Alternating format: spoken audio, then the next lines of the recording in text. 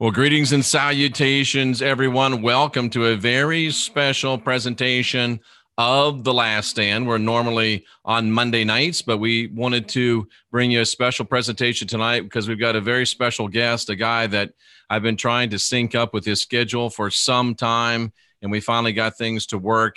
And his name is Ian Jacklin. He spent time as a kickboxing champion. He spent time in Hollywood as an actor, and now he's spending time making and producing films. He's already produced at least one that I know of, and he's wrapping up on a second one. Other than that, Ian, I guess you're kind of boring. And Ian used to have gloriously long hair like I used to have. Yeah, I grew it out a few times in my life, and just recently was the last time, and I let it go. When I finished my the book that I was working on, it was sort of a ceremonial thing almost, you know. Oh, interesting. Did you take the hair and burn it when you cut it? No, I've actually still got it, and I'm kidding. I'm gonna donate it to because I haven't figured out who I donate to, but to the cancer kids. You know, they didn't get a hold of me first, and they did the chemo and radiation and lost their hair. I'm donating it to one of them organizations. That's a great idea. That's a great idea. So tell us what it's like being a kickboxer. Oh, it's great. It was my favorite thing to do. It was my favorite sport, even better than football. So when you were a kid, did you say, hey, I want to be a kickboxer? Yeah, basically. I tried the boxing out, and I saw the wrestling. And then with my stories, basically, I saw my friend get his ass whooped in front of me, and there was nothing I could do about it. And I saw a Bruce Lee movie, so I got my mom to get me into karate, and the rest is history from there. So yeah, if I didn't see. Isn't that amazing? You took. I don't mean to jump in, but you saw your friend get his ass kicked. Yeah. And you were unable to help your friend out. So that made such an effect on you that you went and you saw a Bruce Lee movie. Bruce Lee, like many people, including myself, motivated you to get into martial arts. And I'll bet that you've never had a friend of yours get their butt kicked in front of you since that time, have you? Yeah, good point. I never even thought of that. Yep. And I've saved a lot of strangers too, because I was a bouncer many years in Hollywood too. I was a bouncer at the Roxbury when it was the club, you know. No kidding. Yeah, I used to babysit all the superstars, like Madonna, Prince, Sinead O'Connor, Eddie Murphy, just anybody you think of. They used to party there. Yeah. And I was there to protect them from themselves usually. Did you ever run across Tom Cruise? No, didn't see. He never came into the club. Interesting. I guess he's not that much of a club guy. Yeah, who knows? So you got this motivation to start in martial arts. What martial art did you start in? Kenpo karate. Kenpo karate. So you did your research. You didn't start off in Taekwondo like I did and waste a few years. Oh, I wouldn't say that actually, because I stole the Taekwondo kicks. As you can see when you see my fights, if you ever watch, I got a bunch of fights on YouTube. Mm-hmm. And you'll see I kind of stole them. I kind of like the Kenpo style of hard kicking, and I like the quickness and the craziness of Taekwondo. And I just combined them into my own. Then I learned the Thai boxing, the Muay Thai, where you can throw in leg kicks and stuff like that. So I pretty much have my own style now, and I'm about to shoot my own DVDs, or it's not DVD series anymore, Link series or something, you know? That's a great idea. And you're right. I took Taekwondo because I was dating a girl that was a 5th degree black belt in Taekwondo, and she taught Taekwondo and she taught kickboxing. So long story short, I wound up over a couple of years with, black belts in both because I was doing it 5 nights a week, literally both of them 5 nights a week, 3 times a day. And the Taekwondo, great for kids, great for discipline. It's a great sport. Not so much of a great martial art in my opinion, but those kicks are so good to keep people at range. And we'll get off the martial arts, folks, but I still can contest, Ian, that plain old straight front push kick is still one of the best kicks out there for self-defense.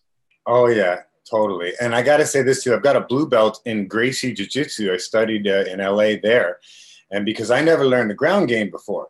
Right. So I would put my blue belt, Gracie Jiu-Jitsu, up there with my black belt, Kenpo, in a way, because it added there was no ground at all in Kenpo. So now that I know it, I'm just so much a better fighter because of it, And then absolutely, ground and pound is just kickboxing, laying down. So I'm pretty good at that too. It is. I got locked in a room with Eddie Bravo for 3 hours and talked a lot about, the BJJ. And, he actually tapped out at Gracie, Eddie Bravo did. I know. I've seen it.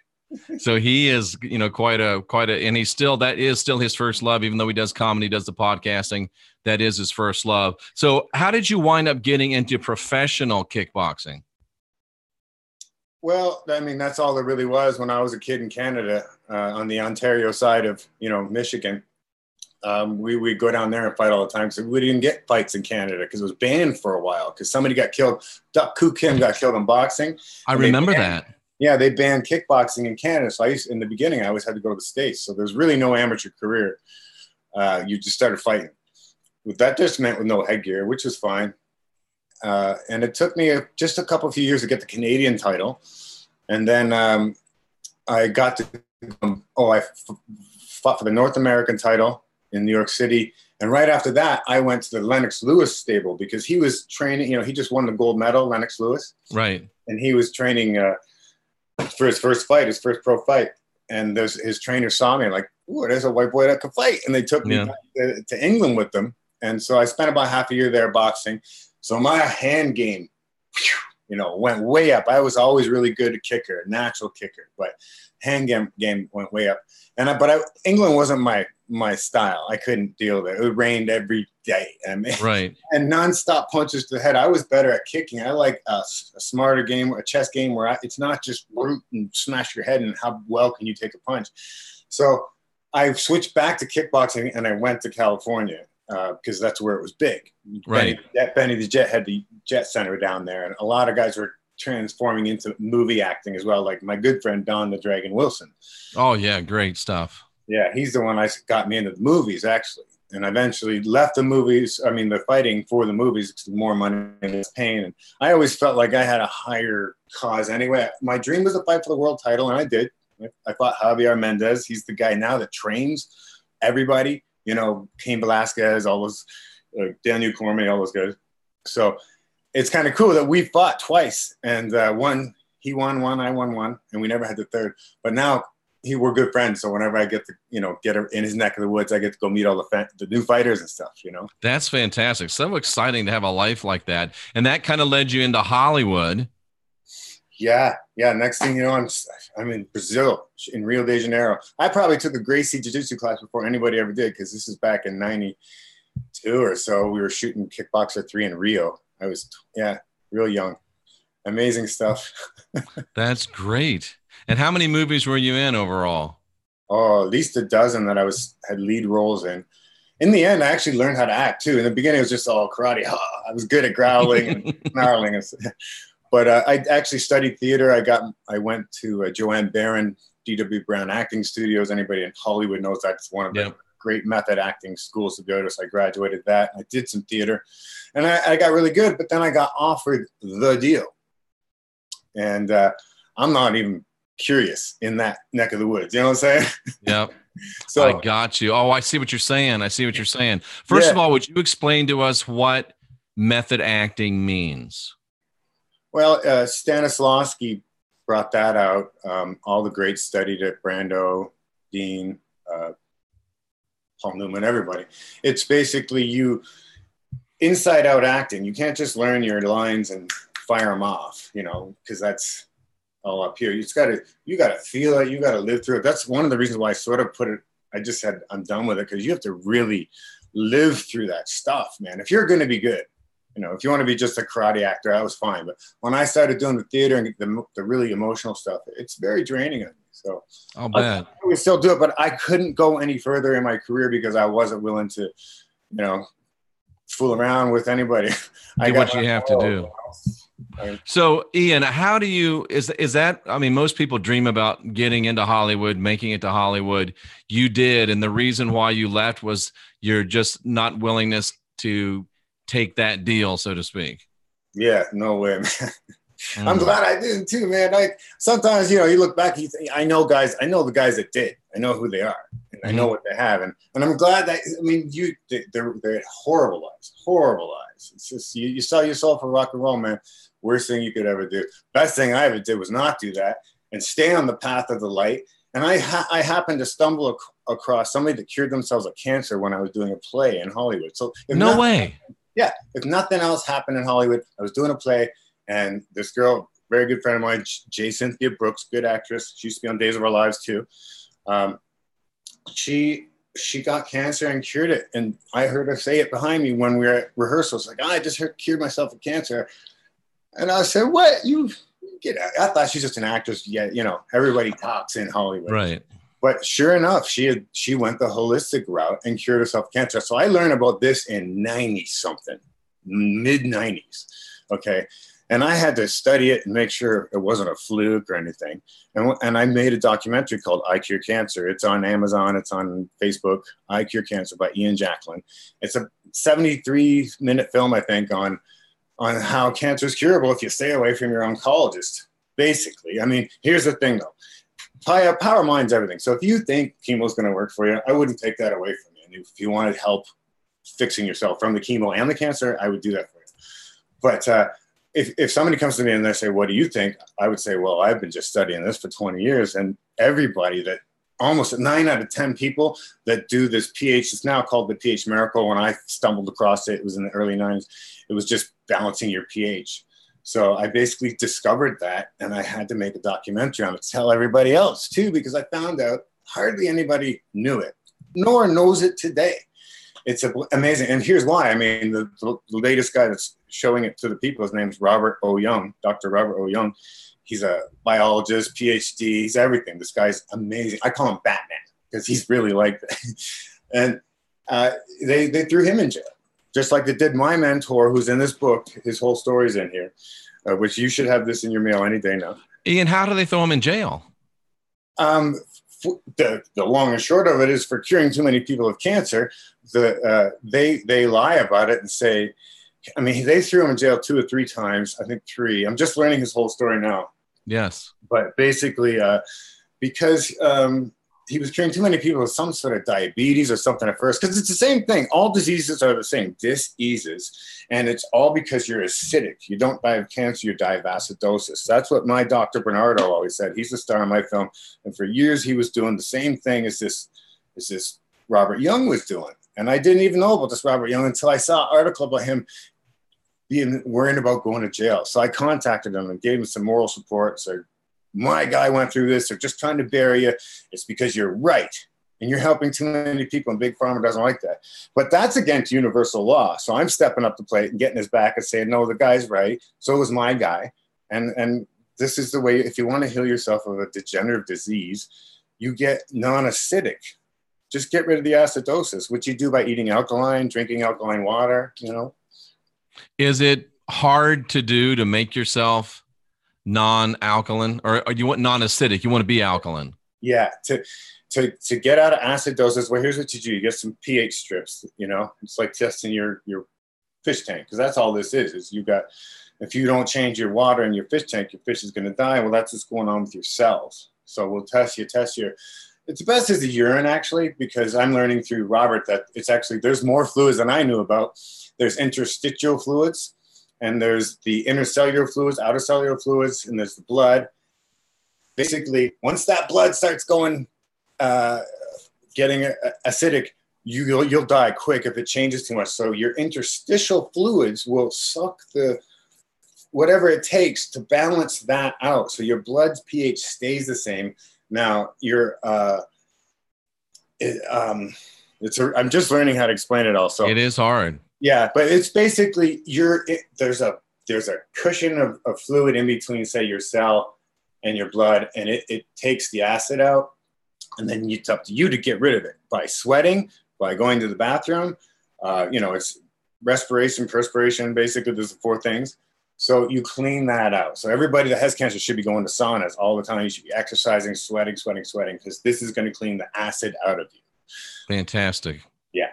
Real basic stuff. I mean, it's supplements help because we run on electricity, not chemicals. So it's like, Bella in the chat room says cancer cannot live in an alkaline body. Would you agree with that? Yeah, that's exactly. They probably know who I'm talking about. They probably know Robert Young. Interesting. Yeah, it was such a classic thing that happened, man, because I did the movie. It came out in 2006. And then this just came out this year. And I still have doubts. I still worry, like, what if? And then all of a sudden, like an angel comes along and stands next to me, Robert Young, because he's the PH Miracle guy. They've already dragged him through the coals.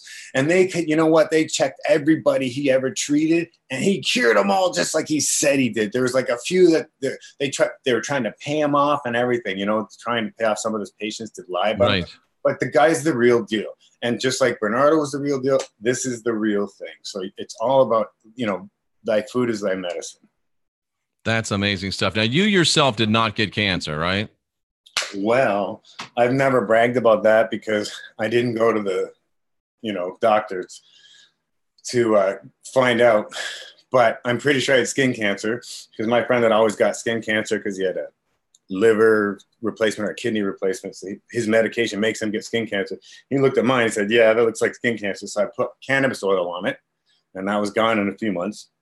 And everybody I know that has gotten tested for skin cancer and puts cannabis oil, you know, the kind that you dab or whatever, put that under a Band-Aid, change every 4 days, that skin cancer will go away. Never get the skin cancer cut off, because if they do, then it spreads. Oh, interesting. And since you mentioned that, I'll mention if people are interested in CBD oil, go to jeffreydaugherty.com, yes. Click on the Verve logo. They are one of our great sponsors. They have the highest potency CBD out there. It is a proprietary blend. And many of my good friends have used it. I haven't had the occasion to use it, but many of my good friends have used it. They do report a great result. So go to jeffreydaugherty.com, click on the Verve logo, and get a great discount on CBD. Do you still use CBD, Ian? Oh, yeah. Yeah.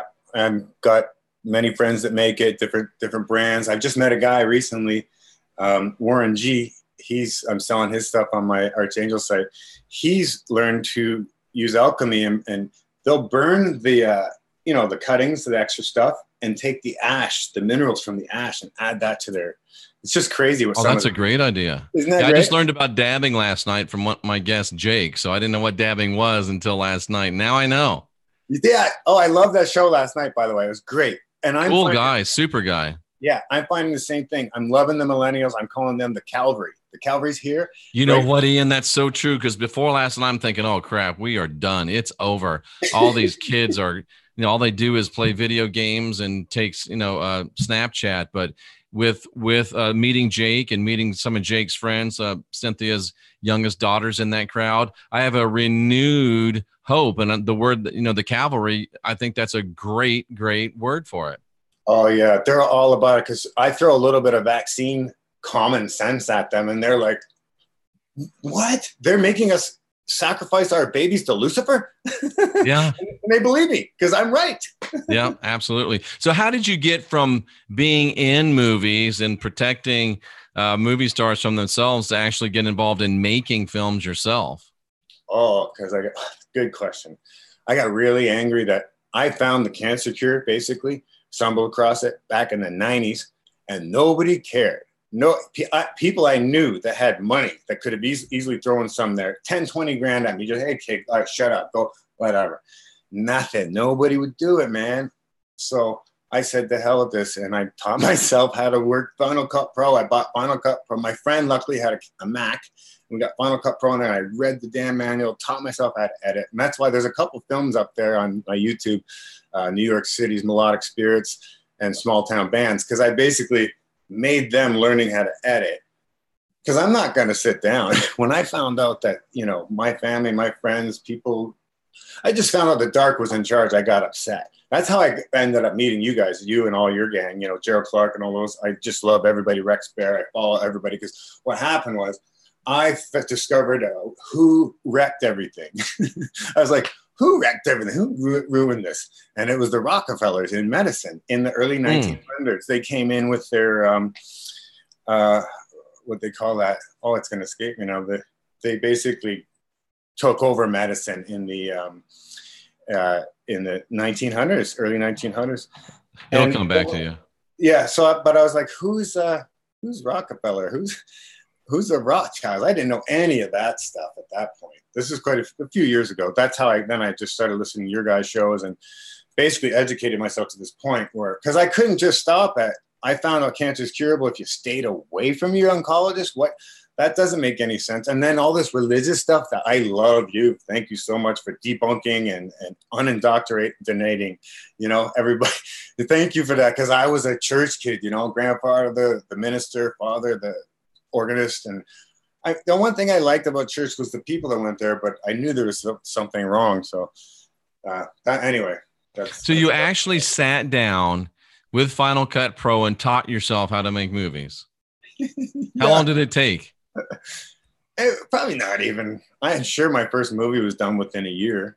No nowadays kidding. It's so easy too. I mean, this is with SD cameras at first. Now you can just I'm making movies with my phone, with my iPhone. Yeah, you can make them with the advanced cell phones.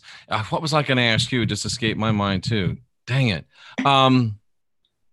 I forgot. Okay, if somebody like me, I would like to learn how to make videos and learn how to make films. What do you suggest that somebody like me does as a very start? And I know there's a lot of people in the chat room. They always say to me, hey, how do we make videos? How do we make movies? Okay, just before I forget, it was called the Flexner Report. After the Flexner Report, Western Medicine basically was born. And the Flexner Report. Yeah, Flexner Report. And it became about pharmaceuticals after that. And nowadays, the easiest thing, iPhone, the new ones are unbelievable. The 7 Plus is what I've been using. And iMovie is on the same phone. Yeah. And it's so easy to edit now. I was so mad when they took away Final Cut Pro, like the old one. Everybody knows if you were a Final Cut Pro editor, we snapped when they took away the number 9, I think. They came with this 10X, and it was all weird the way they changed it. Well, they were preparing us for this moment where now you don't even need a computer anymore. You got your phone. Take out the key is content.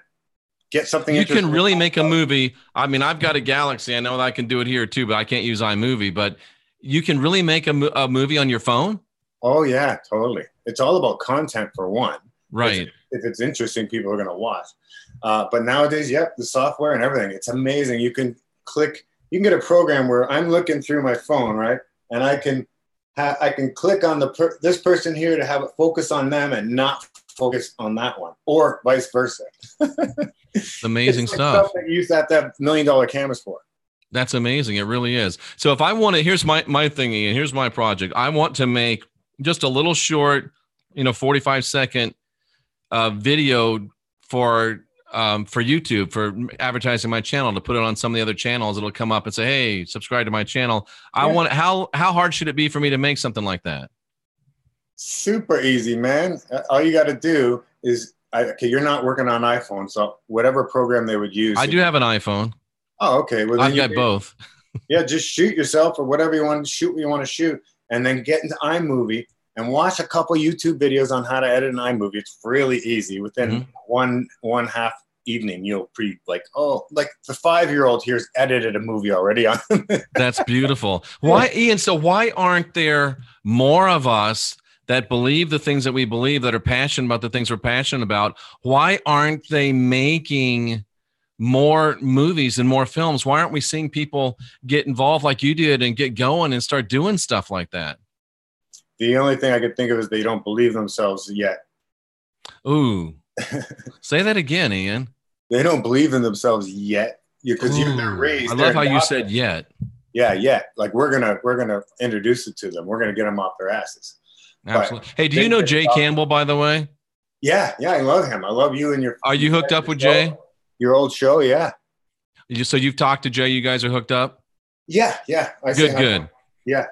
Him and Matt. Jay's a good guy. I know. We had a parting of the ways with The Last Stand, but hey, I still think Jay's a good guy. There's nobody better when you're talking about physical optimization than Jay, and he knows his stuff. It just, we had come to the time where it wasn't good for us to work together anymore, but still love Jay. And, some idiots out there saying I was talking bad about Jay Campbell. That's a damn lie. And if he said it to my face, I might go all Ian Jacklin on him.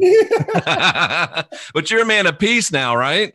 Oh yeah, of course. And I always was, it's funny. People think you learn to fight to be tough or whatever. I just learned to fight to protect, self-protect and protect my people.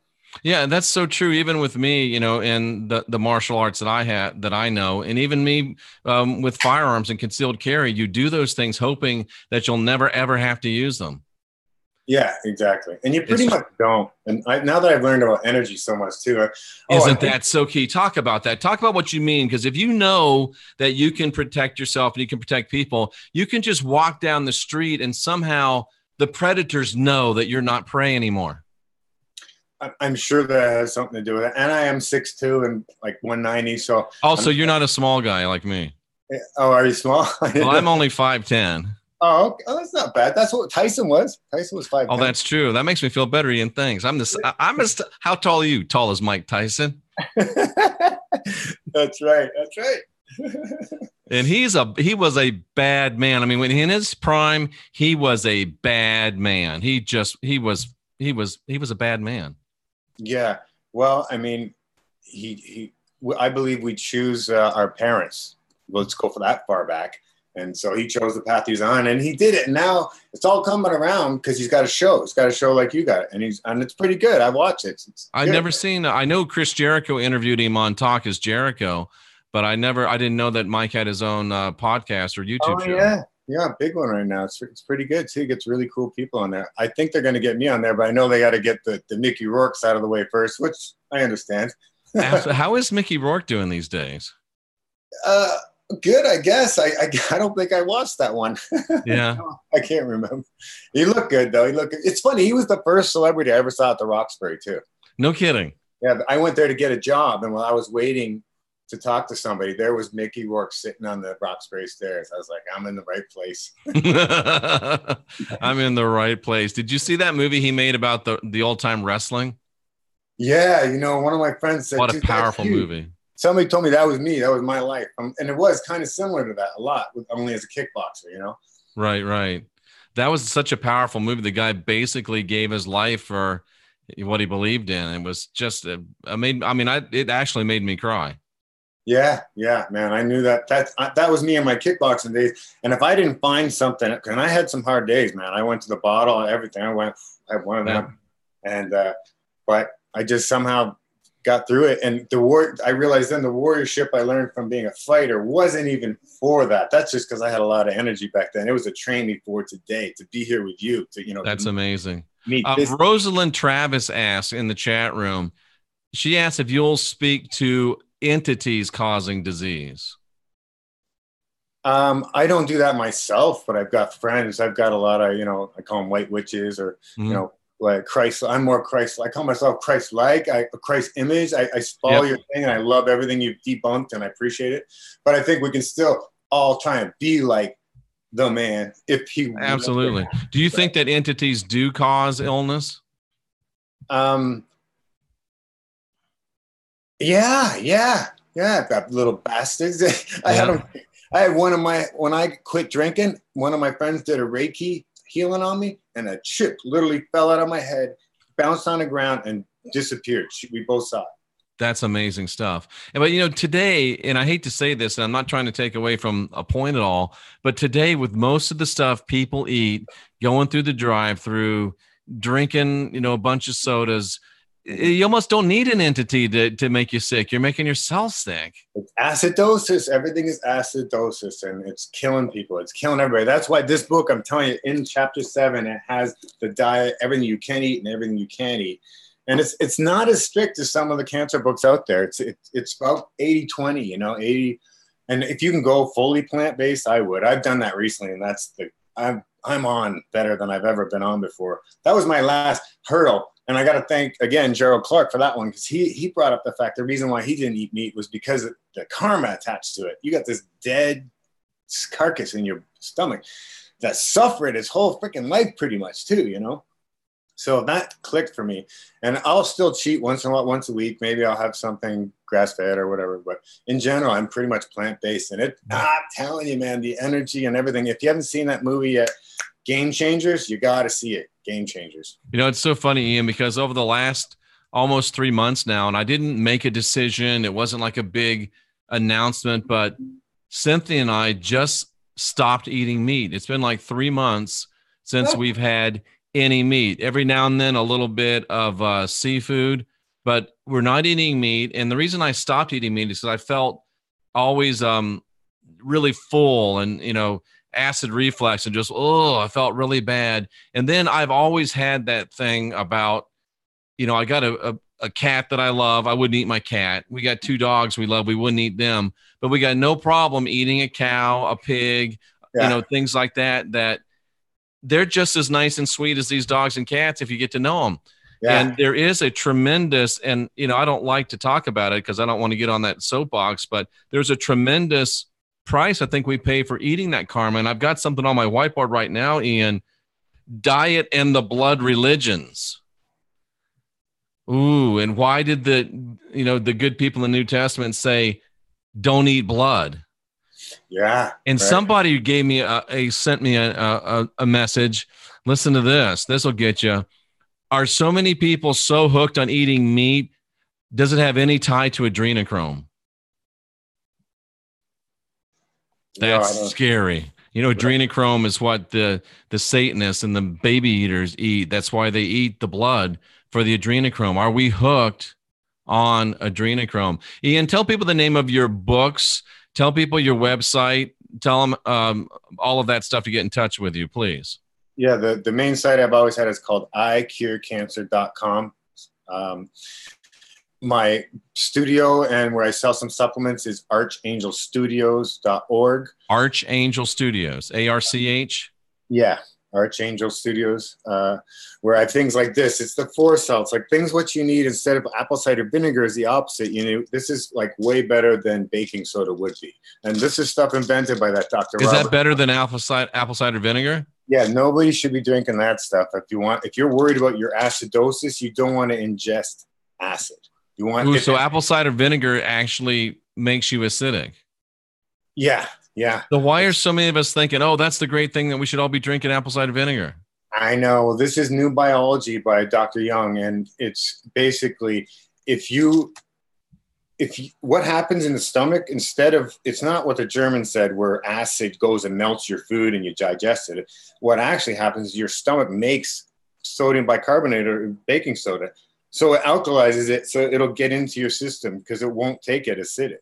And if your body has to work crazy, your pancreas and your liver, whatever, kidneys, whatever it takes to get your body to make that baking soda, enough of it in your stomach so it can get through you without killing you.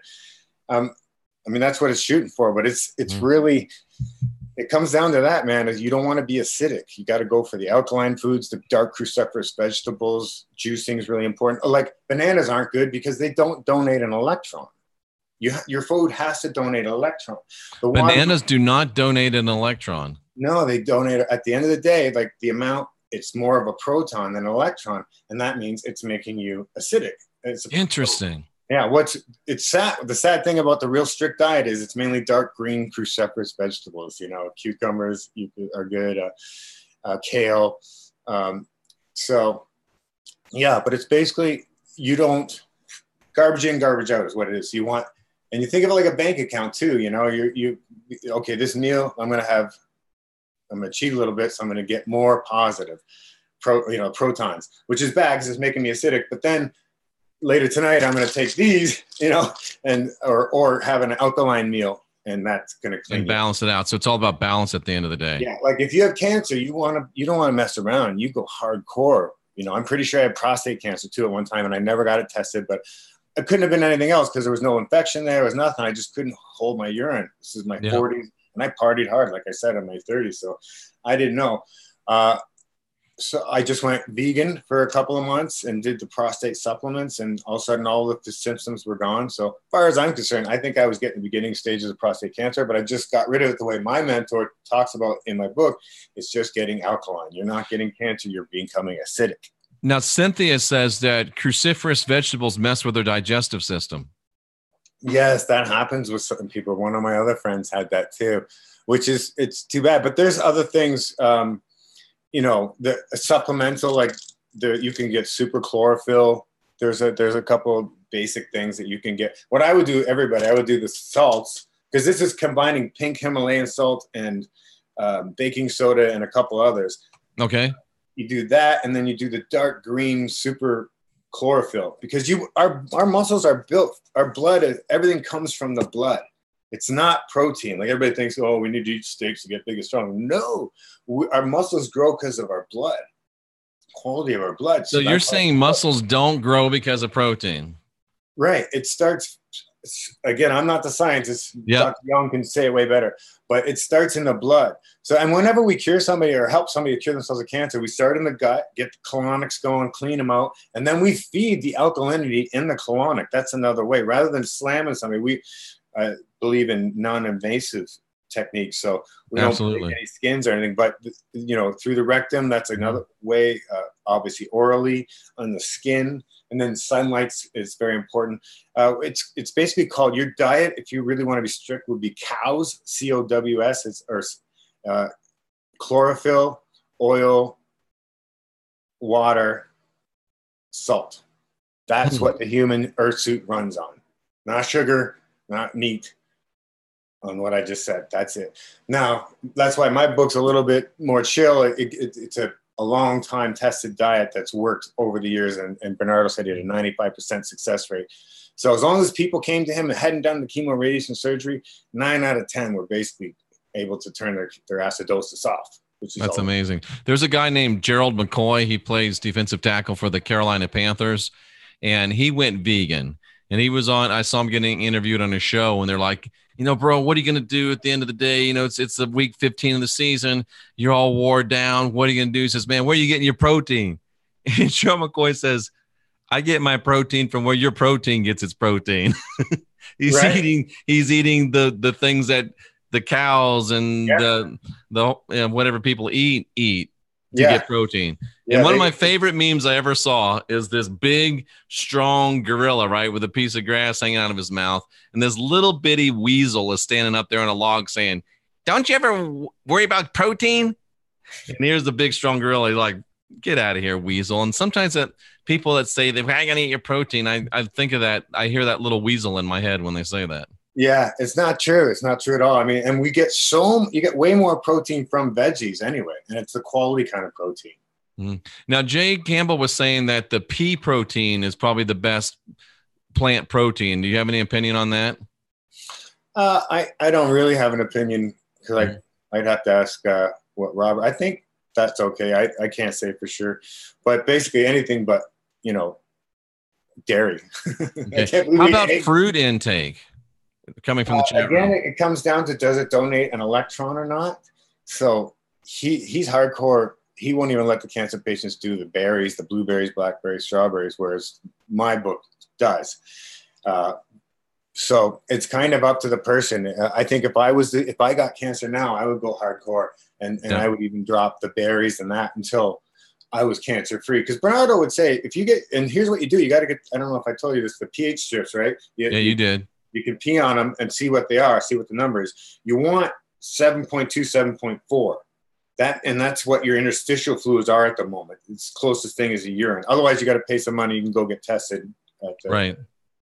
And you basically, if it's 5, that's how you got to be doing more cruciferous, and you can pretty much watch it go. Everybody I've seen do it. And I did it myself. I watched it go from yellow, 4, 5, 5.5, or 4.5, you die, up to 7, 7.4, 8. That's you go, and that's again by you help yourself with these supplements. Nice. We've got a person in the chat room that says that she has vegan friends and the whole family's sick all the time. Yeah, they probably don't know about the bees. You have to take extra bees. Gerald Clark's wife is really intelligent when it comes. Krista Clark, right? Yeah, Krista Clark. She's really intelligent when it comes to making sure you get that, because you are missing. But I just watched that movie today, and there's something about the B vitamins came from the dirt, not from. You got to watch that movie. It's interesting. I think that I've heard Jay saying, and maybe I'm wrong, but I think he has said that a lot of times, and I don't know if you've ever come across this, that if people that stay hardcore vegan their whole lives will end up like getting crazy. Well, again, it's and I'm like once a week I take a cheat day and I'll have steak and lobster. So, oh, really? Okay, so you'll still even have red meat. Yeah. I mean, I prefer, but whatever, once a week, maybe once every 2 weeks.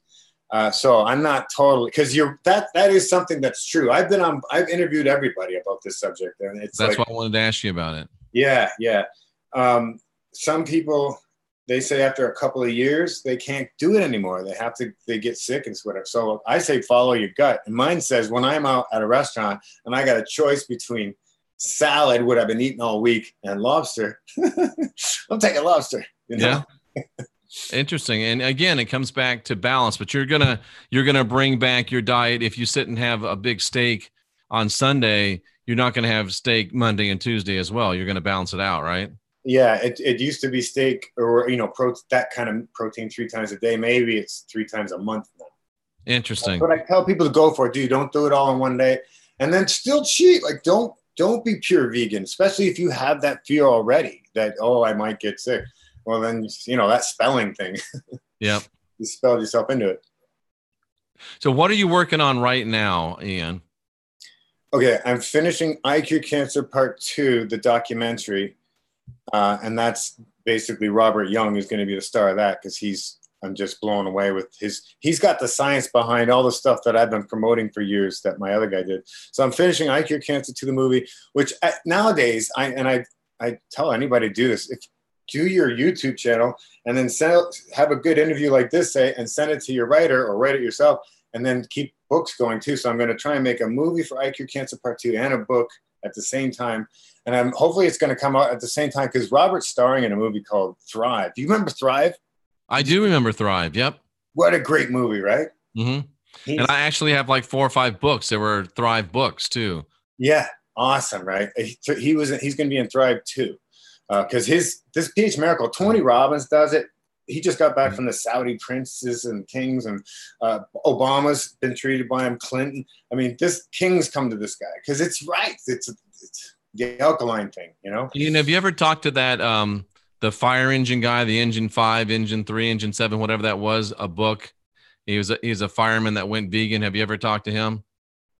No, I don't think so. I think his name is, it's kind of a weird name, Whip or Skip or anyway. He had a book that I still will eat some of the things out of. He had a great recipe for vegan pancakes, which is the best pancake you ever had. They're just amazing. Oh, wow. Yeah, I'll have to find out that one. Yeah, engine something died. Engine 5, engine 7. I can't remember what it was. Maybe somebody in the chat room will pull it up. So, Ian, when you go back and you think about when you saw that guy get his butt kicked, and you got the desire to learn how to do martial arts, really, so you could protect people. It almost his name is Rex Esselstyn, is the fireman's name. Okay, yeah. Can you almost think that was where your great basic purpose came into your life, and it just took for a while for you to understand exactly what it was? I'm pretty sure I had that purpose for my life before. When I was up there, before I even chose the parents, I chose, Engine 2 diet, it's called. Okay. Yeah, no, I never, I don't think I heard of that. Good stuff. But I think my soul, before I even hit the body, I'm a warrior. I came down here to, I'm told I'm like Raphael, Archangel Raphael, works with me or something, because we have the same MO. I never even heard of him until somebody told me that. I'm like, yeah, that sounds like me. Interesting. What do you hope to do from here? Well, my next film is called Space Cadet, because now that I know who the bad guys are, the Rothschilds and the Rockefellers, I had to find out who's their bosses. Ooh. So that's my next. That's why I'm really happy to meet this audience and all you people, because I've been studying this with y'all forever. Normally I'm watching. Normally I would click on this and be watching your show, but I'm on it. It's weird. You thinking their bosses might be off-world? Oh, of course, yeah. The whole Anunnaki thing and all that. That's why I'm hoping I can do a show with you sometimes. I got a lot of questions for you too. Absolutely, we can certainly do that. It's you do this all day long, and every now and then you run across people that you're supposed to get back with. And I felt that way about you for 6 months, but I just kept putting it off. Something always came up, but it always seems like things happen when they're supposed to happen. So. I really, and one thing that bugs me, Ian, and maybe you can address this. We've got so many people now on YouTube that are talking about how things are really, really bad and how they're getting worse. And I just can't square that with what I feel in my spirit. I think that things are good and they're getting better. And there needs to be more of us out here preaching, for lack of a better word. It's not bad and getting worse. It's good and getting better. And if we believe that we can because this is what really pisses me off. These guys will say out of one side of their face, you can manifest your own reality. And then on the other side of their face, but things are getting really bad and they're going to get worse. So if we can manifest, then why would we manifest a world where it's bad and getting worse? Right. Or do you just think I'm crazy, Ian? No, as soon as I know what you're saying, I'll almost get drawn into one of them videos on occasion, and I'll just like. Oh, yes, you do. It's very easy to. Yeah. Oh man. Oh, I watched the Mike Adams one today that just floored me. He's one of my biggest heroes at Natural Health, naturalnews.com. Oh yeah. And he's all freaking out about the Chinese attacking us and stuff. I'm like, oh, I can't get into this right now. Yeah. My fight, if anything, is in the cancer area, like to help people with cancer. That's great. To let people know that vaccines are bullshit from big pharma, and nobody should ever do them. It's a sacrifice to Lucifer is what it is. And I mean, and Rex is so good at handling that. You know, what's wrong with a little trimerisol in the morning? We know that it's bad stuff, and we just sign up and take it like it's no big deal. And yeah. Did you ever do any look at all at the philosophy of Bruce Lee at all? Yeah. Boards don't hit back. And be like water. Like water, my friends. Yes, exactly. And that's it. And I'm telling you, now that we got the millennials as the the cavalry, we're gonna rock and roll, man. Guys like you, me, Gerald, everybody, we're put it together. This is the round table, and everybody in the world can listen because it's online.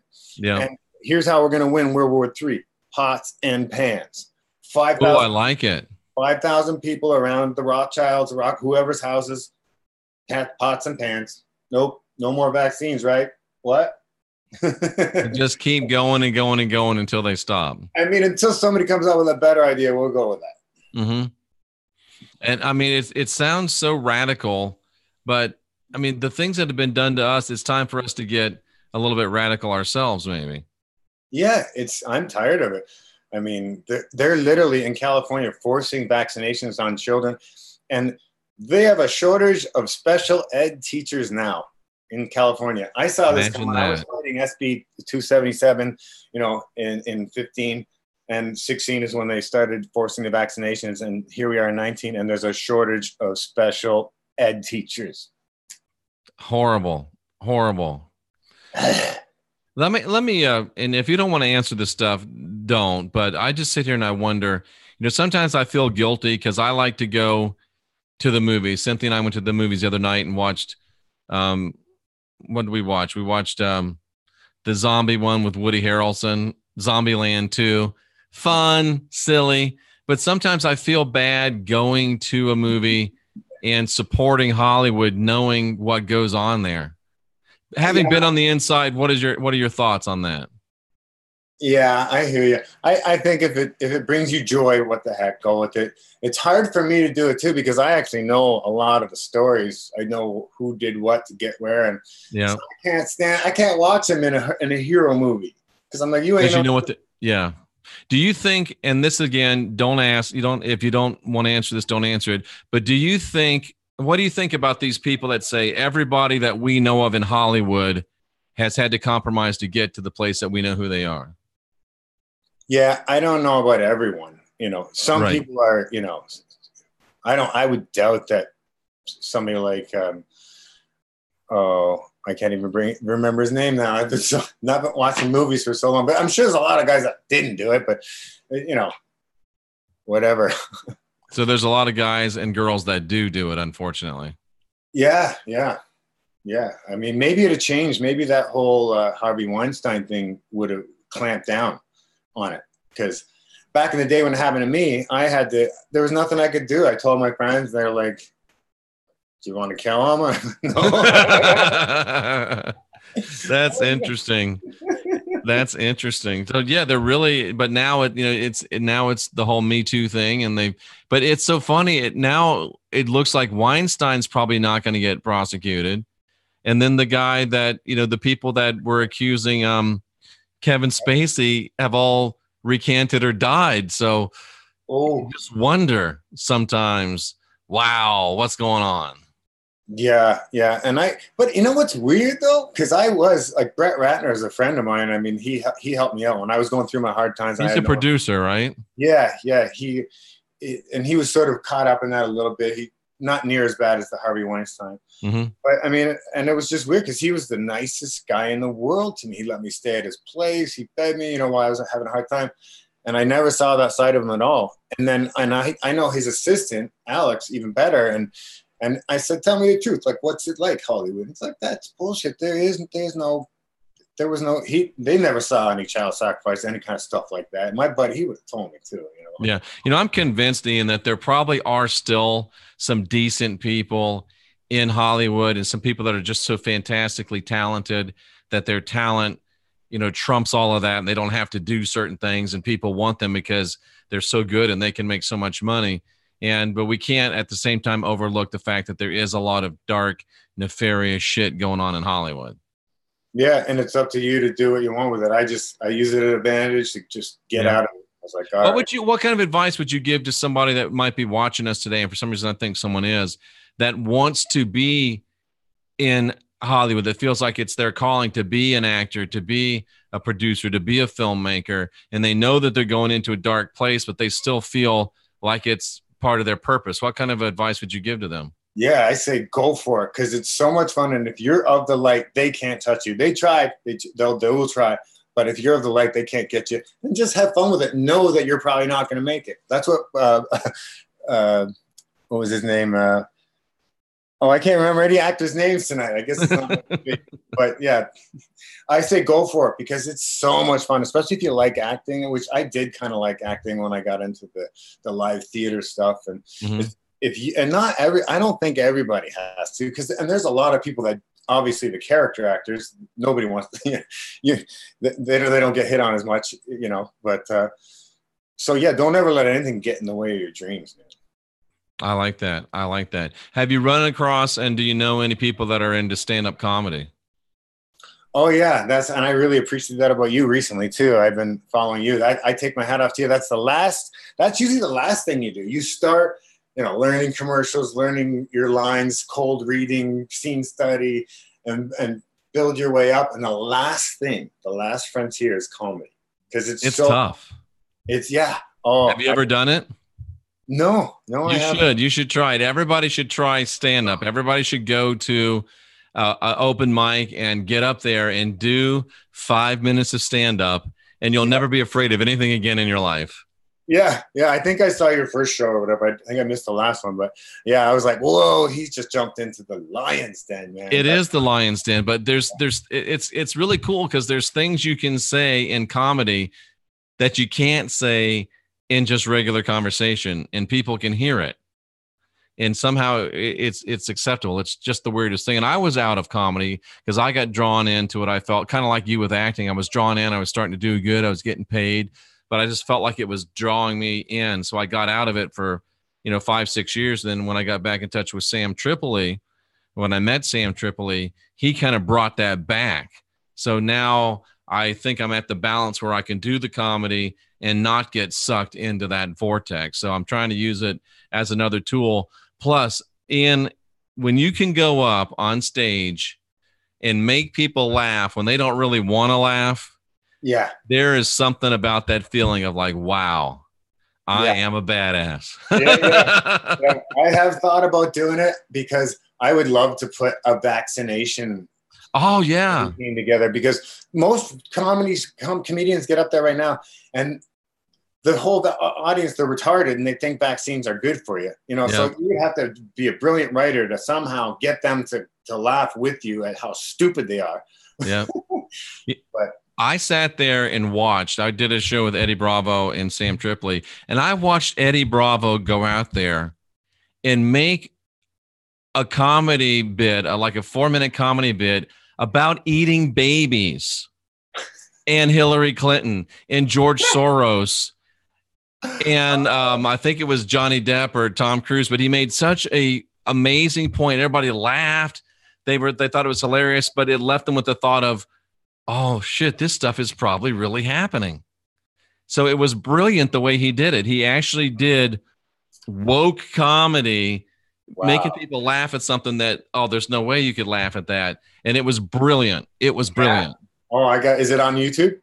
No, I don't think we were filming it that night. It was in St. Louis at the Helium Club. And it just, I sat there, both Sam and I looked at each other. We're like, how the hell did he just do that? Because Sam was telling him, no, Eddie, don't say it in the back, in the green room. No, Eddie, no. And of course, Eddie breaks it out and he killed with it. It was just the most unbelievable thing I've ever seen. So that motivated me. I'm like, you know what? If Eddie Bravo can do that, can get that message out to people, then it can be done. Yeah. It can be done. And you're doing great work with these movies. I can't wait to hear Space Cadet. Can't wait to see Space Cadet. And wow, what else is banging around in that mind of yours that you're going to try to do to help us change the world? Well, I think this is the beginning of, we're just starting to feel the age of Aquarius coming in. That's right. Oh, and by the way, before I forget, we have a stem cell partner called StemLight. And you can go to jeffreydaugherty.com, click on the StemLight logo. If you use the word heal, they'll give you 20% off your StemLight treatment. If you're a doctor, go to southernstem.com, and you can work with the exclusive stem cell partner of the National Football League Alumni Association.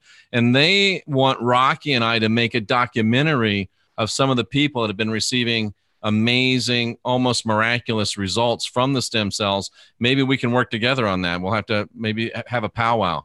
Yeah, that's smart. I've been working with the Mexicans. They've been allowed to work with stem cells all along. So they're way ahead of the game. And these are donated stem cells from umbilical cords. Right. So we're not talking about abortions or any of that nonsense. So really good stuff, you guys, really good stuff. And I'm a cancer coach too. So if anybody ever has some sort of debilitating disease, I'm really good with helping that out. Tell again, Ian, how to get in touch with you.